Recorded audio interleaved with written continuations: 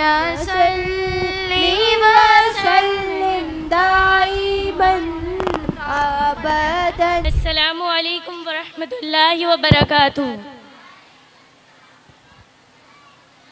नहमदु व नुसल्ली अला रसूलिहिल करीम, अम्मा बाद, फ़ाऊज़ु बिल्लाहि मिनश शैतानिर रजीम, बिस्मिल्लाहिर रहमानिर रहीम।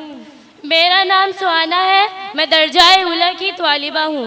आज मैं जिस उन्वान पर अपनी गुजारिशात पेश करना चाहती हूँ वो है अहमियत नमाज और मोमिन की ज़िंदगी।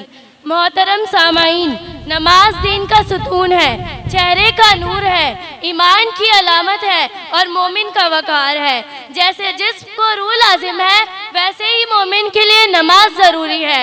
अगर रूह निकल जाए तो इंसान बेजान हो जाता है, ठीक इसी तरह अगर नमाज छूट जाए तो मोमिन का दिल बेनूर हो जाता है। रसूल अकरम सल्लल्लाहु तआला अलैहि वसल्लम ने फरमाया, नमाज दीन का सुतून है, जिसने नमाज को कायम रखा उसने दीन को कायम रखा, कि जिसने नमाज को कायम रखा उसने दीन को कायम रखा। आज हम देखते हैं दिलों में बेचैनी है, लोग ज़हनी बीमारियों के दलदल में धंसते जा रहे हैं। इसकी सबसे बड़ी वजह यह है कि हमने नमाज को छोड़ दिया या सिर्फ बतौर रस्म अदा करते हैं। कुरान पाक में अल्लाह ताला फरमाता है, व इन्नहा लकबीरतुन इल्ला अलल खाशिईन। नमाज यानी खौफे खुदा रखने वालों के अलावा सब पर गिरा गुजरती है। इस आयत करीमा में साफ जाहिर है कि जो अल्लाह से डरता है उसके लिए नमाज आसान है और जो अल्लाह को भूल जाता है उसके लिए नमाज बोझ बन जाती है। मोहतरम ख्वातीनो हज़रात, जब बंदा सजदे में होता है तो वो अल्लाह से इंतहाई करीब हो जाता है और उसकी रहमत के समंदर में गोताजन हो जाता है। रसूलुल्लाह सल्लल्लाहु अलैहि वसल्लम ने फरमाया, बंदा रब से करीब उस वक्त होता है जब वो सजदे में होता है।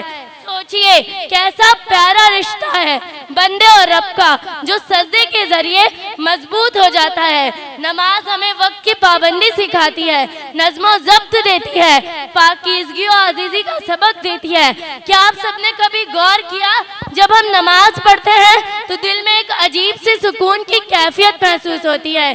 क्यों? क्योंकि सुकून का दूसरा नाम अल्लाह का जिक्र है और नमाज से बढ़कर कोई जिक्र नहीं।